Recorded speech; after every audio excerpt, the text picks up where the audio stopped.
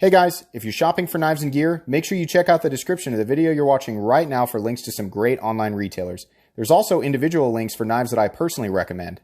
Thanks! What's going on YouTube? Metal Complex here, and today I've got 10 more severely underrated knives to share with you guys. Why do I do this? I talk about a lot of the same stuff on the channel, and I celebrate a lot of the same knives, right? And we all know, I mean, a lot of people who are involved in the knife world, we all know what the most popular models are, right? I've handled a ton of knives, and there are a lot of knives that I've really enjoyed, or at least most of the design I've really enjoyed, and then I've come to find out, you know, it wasn't a super popular knife. I like to do this to mix it up and show you guys some different things, or bring to light some things that I feel like you guys should take a second look at, because these are all really, really great and definitely deserve some attention. Every single knife, if it's available, will be listed right down in the description so that you can go and pick it up for yourself. But these are still, you know, basically the idea here is they should be more popular. There are definitely elements here that you guys would, I think some of you would really enjoy, and I'm going to explain exactly why I think that. Thank you so much to my generous patrons who are supporting me right now. If you'd like to get your hands on some cool stickers and other benefits, there's of course a link right down in the description. Your support would mean the world to me. And please follow me on Instagram at metal_complex. All right, starting off here, the ZT Emerson 0640. This is a big one. I can tell you exactly why this knife turned a bunch of people off, and it's 100% because of the reptilian or pond scum carbon fiber scales that are on the front. I like green. I'll admit that a more emerald green would have been better, and I think in my review I actually described it that way, and I don't know if I was kidding myself or just wasn't putting it up against something that was an actual, like a true emerald green, and I just missed it. But yeah, this is kind of pond scummy. This is an American-made knife. It's an Emerson collaboration without the wave, which is preferable for me. I understand some people like the wave. I'm not really into it, right? This is a nice, clean aesthetic, nice straight lines. The thumb disc actually works really, really well. The scales are shadow boxed, so you get to enjoy the outline of the titanium. And it's not an exposed frame lock on the other side. It's actually a titanium liner lock, or you could call it a frame lock with overlays, as some people would describe it. It's also running on phosphor bronze washers. So this is one of the last, like, you know, meant to really, it's, you know, ZT's doing this whole like gentleman's sort of really, really fancy high-end thing right now. This is one of the last true ZT knives, in my opinion, that you can actually take out and really beat on. Here's why. This is why I say that this is so underrated. The only reason people don't want to pick this up is because of the scales.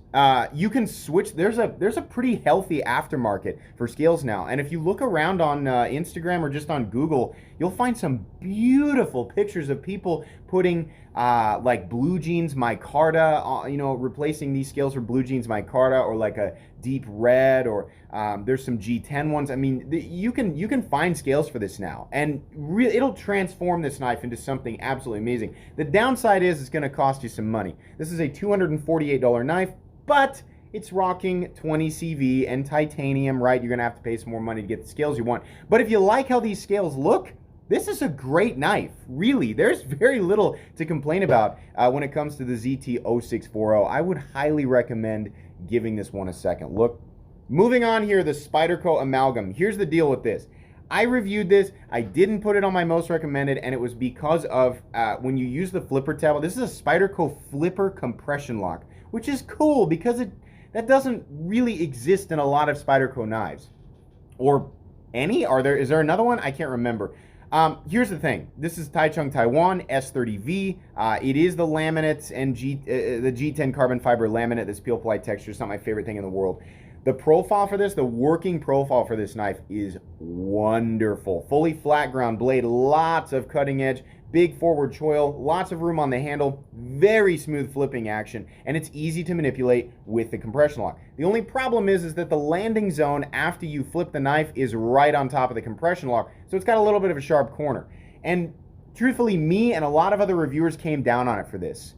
But I mean, like, looking back, and I'm like, what am I saying? Like, one of my favorite knives of all time is the XM18, and that has a much bigger problem with that. So if I'm going to celebrate that knife, then I should really, you know, if I'm going to do the same thing, I should, you know, really zero in on the parts of this knife that make it great. Minimal hardware, T8 hardware, right? Excellent ergonomics, wonderfully functional blade shape, and you can access that thumb hole, so you don't have to manipulate it with the flipper tab. I'll be honest, yeah, they just changed something. Like the big thing here is that it is a flipper, right? So if you don't use the flipper tab, then it's like, why didn't they just make the knife without the flipper tab?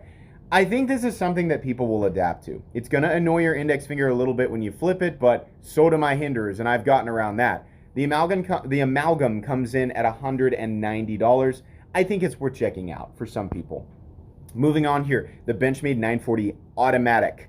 Look, the Benchmade 940 has had its day, and it's still popular, right? Obviously, I'm not going to put the standard 940 on here, but I was really impressed with the automatic version. This knife translated really, really well as an automatic knife.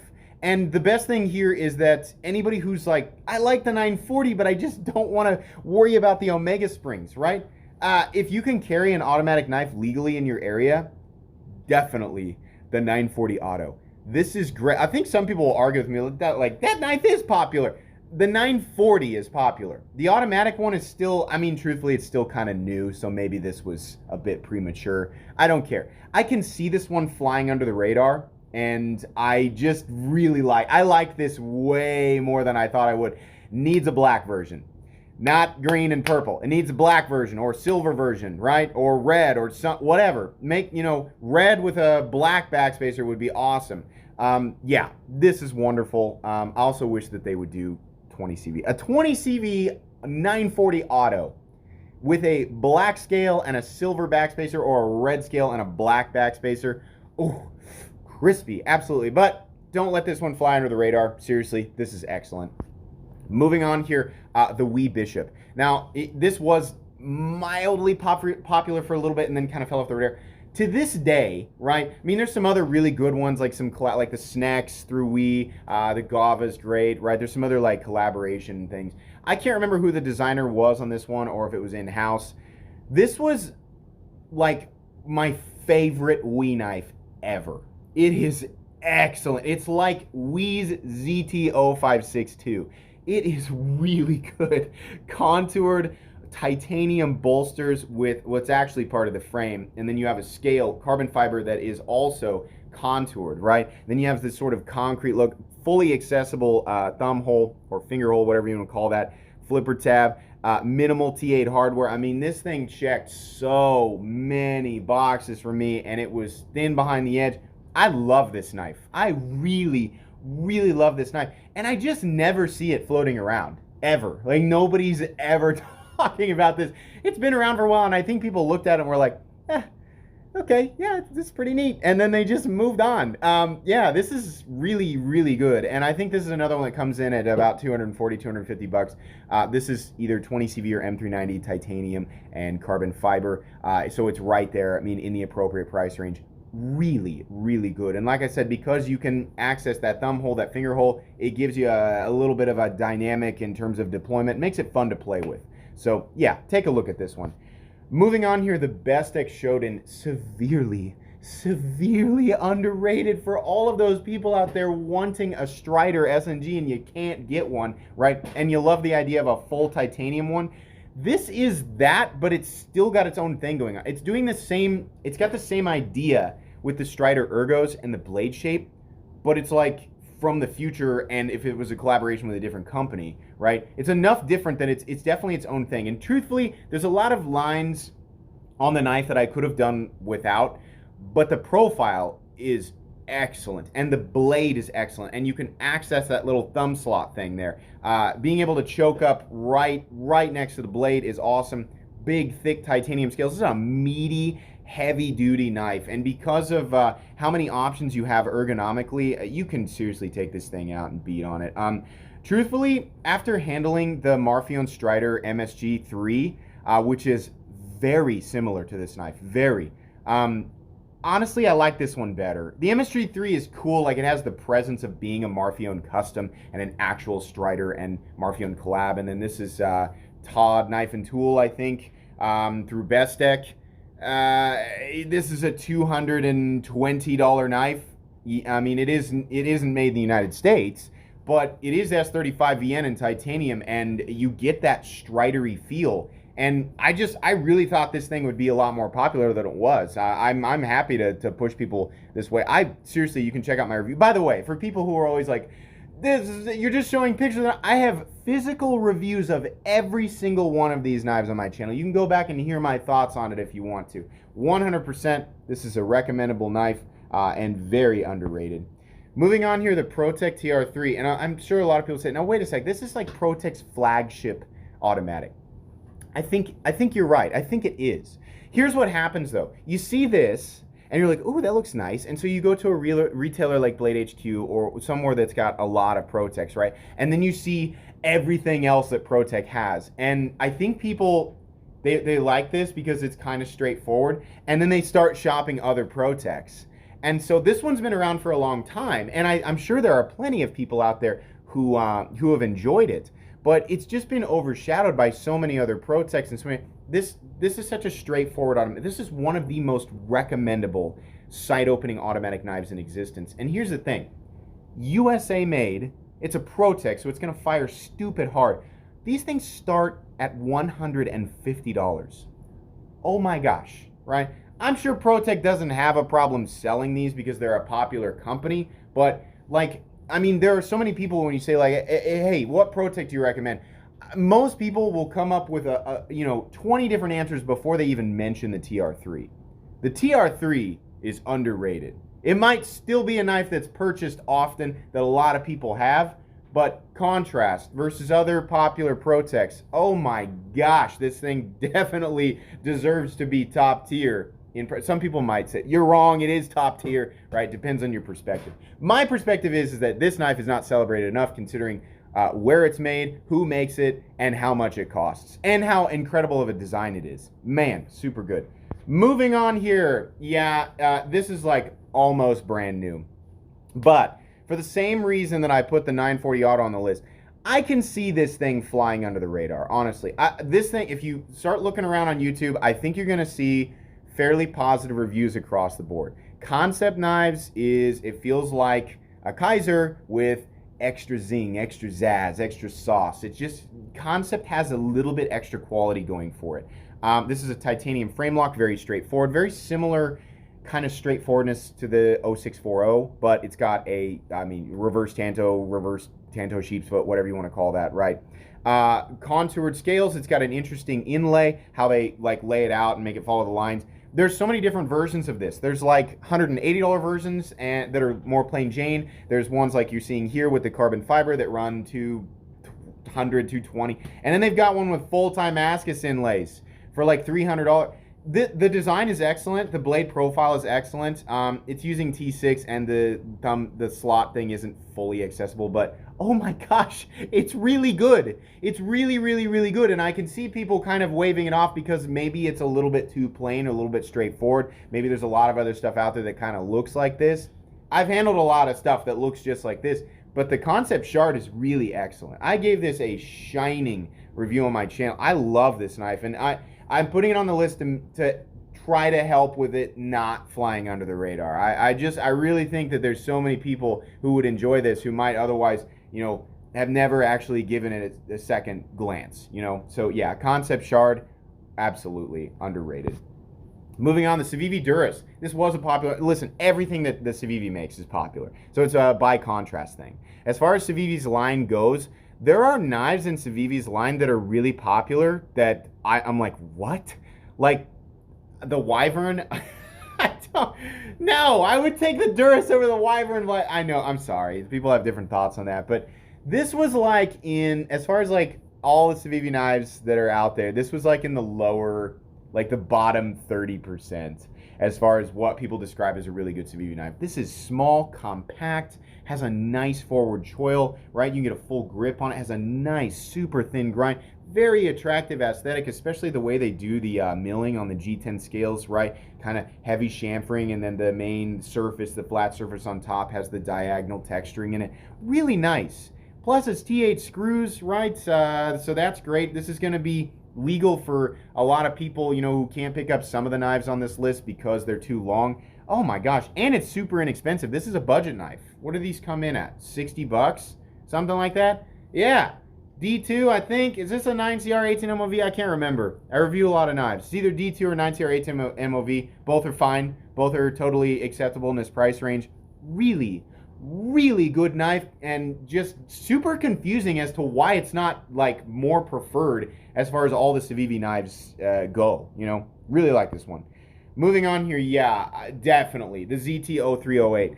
Me and everybody else who just missed the old ZT were calling for a, you know, please make a big overbuilt crazy knife, right? We missed that. We missed that.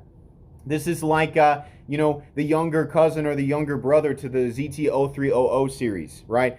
There were two things that held people back from this. Number one, the scale color that they released with it, right? It's Coyote. What? ZT, I mean, listen, some people like it, but ZT, just everything else you come out with starts off with black G10 or carbon fiber. Why didn't you just make one? That's the first thing people wanted. They're like, why wasn't it black, right? Now, the nice thing is we've progressed to a point where there is a healthy aftermarket for this thing. We're seeing different colored scales, right? So you can purchase a different color scale. Yeah, it's going to cost more money because this is not an inexpensive knife. What are these? It's around 280, between 260 and 300. I can't remember. 20 CV has a huge, like aggressive blade profile, but it's very thin behind the edge. It is a flipper. Here's the other thing to turn people off: the big hole in the middle of it.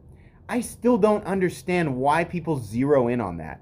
There are so many knives that are celebrated that have holes in the frame or in and around the pivot. Everybody's all concerned, oh, that's a gunk trap. There's going to be debris that gets in there. And listen, there are a million other access points to the pivot all the way around the pivot. And that's the case with like any folding knife.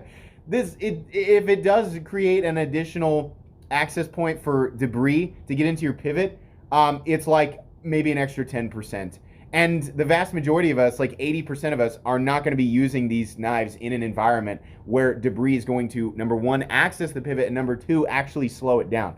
My buddy Rob, I talk about this all the time. His ZT0562 has never been cleaned in all of the years that I've known him. And he works in the repair department in the dealership that I used to work at. That thing is gross. Every time I look at it, I'm like, this is so impressive. It's so gunked up with like pocket lint and other crap that you're dealing with every day. And that thing is smooth as butter. People are way too concerned with, listen, if you dump a bunch of sand in there, right? If you're like building a sandcastle with your knife, then probably, right? But regular, I mean like pocket lint and like maybe a little bit of dirt, a lot of times the pivot will just grind it up and spit it back out. That's what happens. That hole is not something that you should be concerned with. And if it wasn't there, the entire profile would be a lot more boring. Honestly, I welcome it. I don't have a problem with that at all. So if the hole in the pivot bothers you, don't let it bother you. If the scale color bothers you, I understand that, but now you can get different colors of scales. This is expensive, but it's US made. The scales are contoured and textured, which is great. The blade profile is awesome, and it's 20 CV. Mega underrated knife from Zero Tolerance, and it's something that we've all been asking for a long time. I think this thing needs to be a little bit more celebrated. Moving on here, the very last knife on the list, and far and away the most expensive knife on the list. This is mine. I took this picture on my tabletop here just a second ago. This is the new Les George VECP version 3 flipper. Now, the VECP version 3 was very popular and very, very scarce. This is small batch Les George. This is essentially a mid-tech. These come in at about $425, $450 if you do the crazy texturing right. Part of the reason that this is underrated, not being thrown in everybody's face right now, is it's, again, small batch. These are being made in, as far as I understand, larger batches than the standard VECP version 3 that was just the thumb stud opener. These have bearings now, flipper tab, right? Huge fasteners. I think it's T15 or T20 on the pivot and T10 on the handle scales, right? Very Rick Hinderer-esque. I like the look a lot. Has the lock bar stabilizer, using tool 4P now, up from XHP. XHP is a great steel, but that's what they're using on the V3. Nice tumbled finish. They've got 3 different texture patterns, right? All looks great. The edge geometry is great.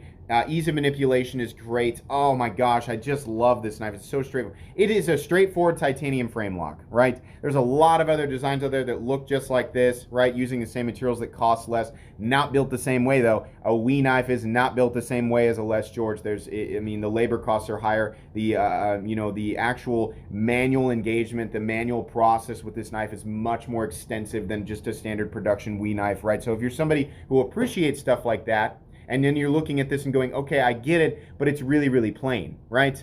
Yeah, I understand that. The plain thing is probably why some people wave this off. And it has a construction, you know, the design and the construction is typical of 2013, 2014, right? But the XM18 is the same idea, and it's still massively popular. I think Rick Hinder and Les George have shared design discussion before. I think I read about that, and I mean, it makes sense. I get it. There's a lot of Hinder-esque stuff going on here, and I really, really like this knife. Two reasons it's not being thrown in everybody's face. Number one, it's still small batch. They're still a little bit difficult to find. In fact, it may be something that you guys do or don't find. I'll try to provide a link for it, but more of these are coming as far as I understand. The other reason why is because people look at it and they go, it's another plain titanium frame lock and it's freaking really expensive, so why? This is worth it. If you're looking to spend money in this price range, if you're just like, I only spend like $100 to $200 on a knife, and anybody who spends more than that's crazy. All right, that's fine. Think what you want. It's probably not for you. But for those of you who regularly do spend money in this price range, and I do, this is my preferred price range, right? Oh, yes. Yes, the VECB V3 flipper is very satisfying, and it has much more of a presence. When you get it in hand, you're like, God dang, this is really nice. You can hear it. I'm flipping it right now. Oh, love this knife so much. Absolutely. Guys, that's going to be pretty much it for my list of 10 more severely underrated folding knives. If you enjoyed this video, please leave a like. If you'd like to check out my other content, I do, of course, have lots of videos of knives that are either expensive or inexpensive that I do or don't like, so check those out. And if you enjoy all my content, go ahead and click on that metal complex logo right there and subscribe, because there's definitely more coming. Thanks again for watching, everybody, and have a great day.